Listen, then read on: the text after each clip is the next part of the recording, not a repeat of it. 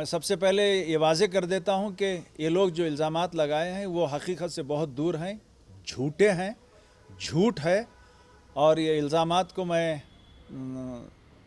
Reject کرتا ہوں۔ Documents وہی فائل سے کام کیے ہیں جو میں چھوڑ آیا تھا، میں ہینڈ اوور اپنے ہاتھ سے نہیں کیا ہوں، مگر وہ انہی کے پاس تھے اور انہی ڈاکیومنٹ سے آج وہ دفتر چل رہا ہے۔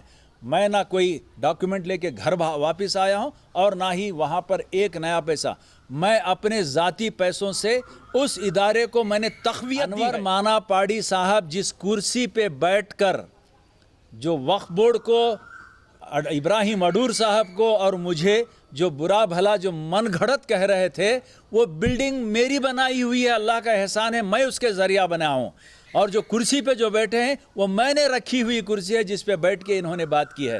ادارے کا وہاں پر کچھ نہیں تھا، اس ادارے کو جو امپروو کیا ہوں وہ میں کیا ہوں۔ اب وقت نہیں ہے، وضاحت کے لیے مزید ڈاکیومنٹس چاہیے، مزید دستاویز چاہیے، میں نے اس کو اپلائی کیا ہوں، جیسے ہی مجھے دستیاب ہوتے ہیں میں ان تمام چیزوں کے ساتھ میں ایک طویل میٹ کروں گا، پریس میٹ کروں گا، جس میں ان تمام چیزوں کی وضاحت کروں گا، دودھ کا دودھ اور پانی کا پانی باہر آ جائے گا۔ اڈور صاحب کو اچھا جانتا ہوں، کئی سالوں سے جانتا ہوں، یہ شخصیت اپنے تئیں ایک مقام رکھتی ہے۔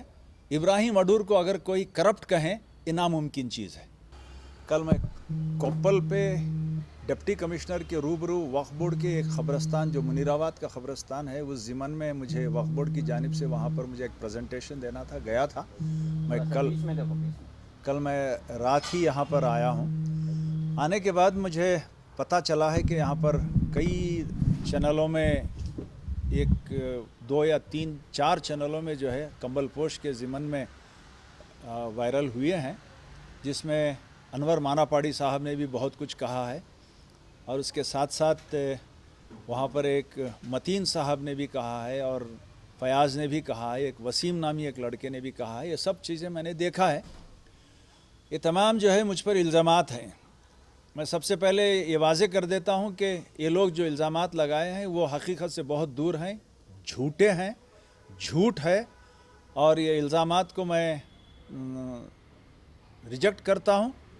اور کمبل پوش کے بارے میں اگر کسی کو کچھ اس کی تاریخ اگر جاننی ہے تو میں اس کے باب کھول سکتا ہوں، لیکن کیونکہ انہوں نے مجھ پہ چند الزامات لگائے ہیں کہ میں نے ڈاکیومنٹس نہیں دیے اور پیسوں کا اکاؤنٹس نہیں دیا، یہ تمام چیزوں کے لیے مجھے چاہیے کہ میں کچھ ڈاکیومنٹس اکٹھا کروں۔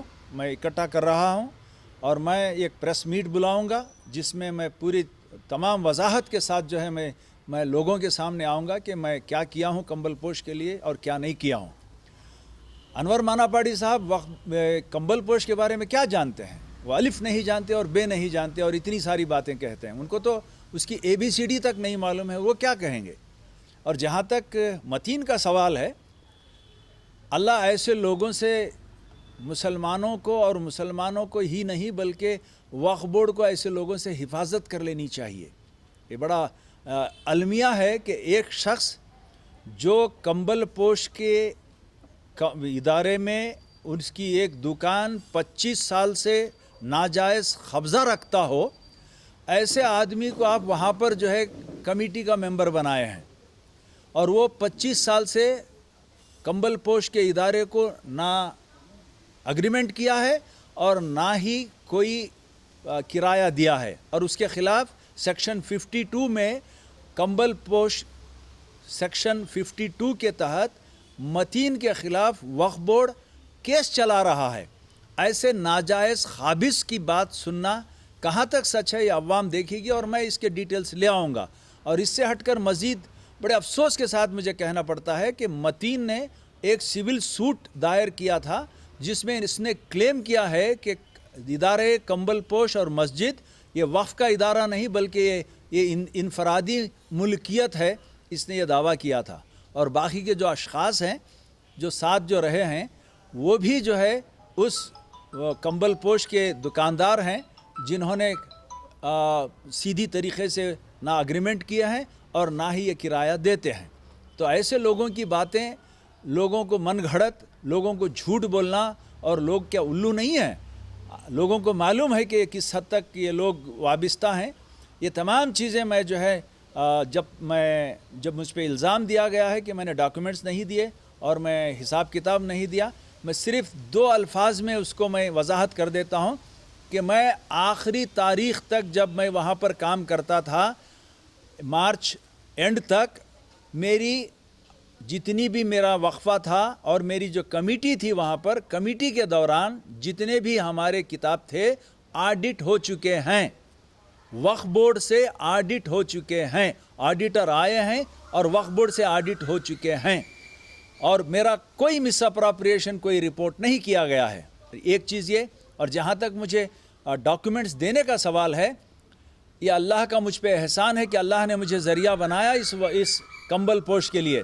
کمبل پوش کا ادارہ 2008 میں وہاں پہ گیا اور 2014 تک وہاں پر رہا۔ میں اسکریپ سے ایک چیز وہاں پر نہیں تھی، میں نے اس کو بڑا کیا، میں نے اس کو وہاں پر اس کے تمام ڈاکیومنٹس جو ہے نا میں نے بنوائے ہیں۔ پچھلے کمیٹی کوئی ڈاکیومنٹس مجھے نہیں دی ہے، پھر اس کے بعد بیچ میں ایک کمیٹی آئی 1 سال کے لیے، وہ کمیٹی کو وہ متین اور دوسرے لوگ کہتے ہیں کہ میں نے اس کو نکالا ہے۔ کیا لوگوں کو الو بناتے ہیں یہ؟ میں کون ہو سکتا ہوں اس کو نکالنے کے لیے؟ یہ لوگ بدزمانی کی، انہوں نے مال ایڈمنسٹریشن کیا، مال فنکشننگ کی، تو وقف بورڈ نے اس کمیٹی کو نکال پھینک کر پھر دوبارہ مجھے بلائے ہیں، اور یہ لوگ بھی جو ہے مجھے کوئی ڈاکیومنٹس نہیں دیے۔ وہاں پر جو ڈاکیومنٹس ہیں، میں جب اس کو چھوڑ کر نکلا ہوں وہاں پر ایڈمنسٹریٹر عتیق آنے کے بعد، میں جب نکلا ہوں تو عتیق صاحب اس کو کس قسم سے قابض کیے ہیں، کس قسم سے وہاں پر گئے ہیں، اور میرے مینیجر وہاں پر 2 مہینے تک کام کیے ہیں، اور انہوں نے وہی ڈاکیومنٹس وہی فائل سے کام کیے ہیں جو میں چھوڑ آیا تھا۔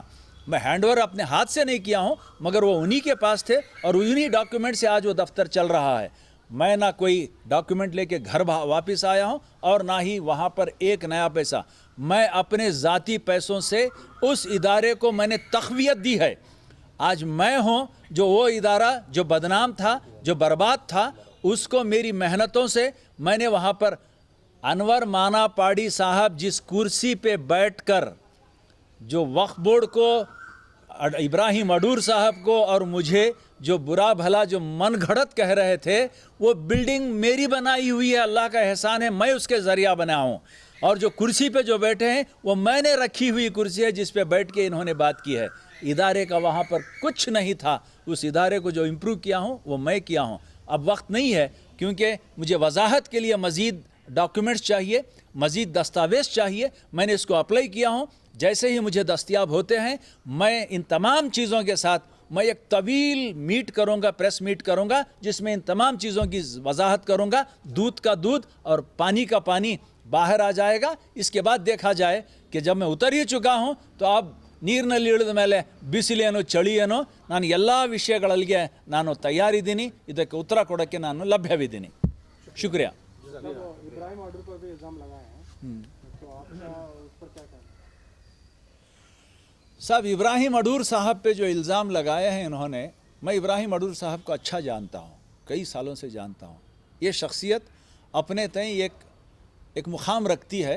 इब्राहिम अडूर को अगर कोई करप्ट कहें, ये नामुमकिन चीज़ है। हाँ, ये अलग बात है कि इब्राहिम अडूर साहब मुझे निकाल कर अतीक साहब को ले आए।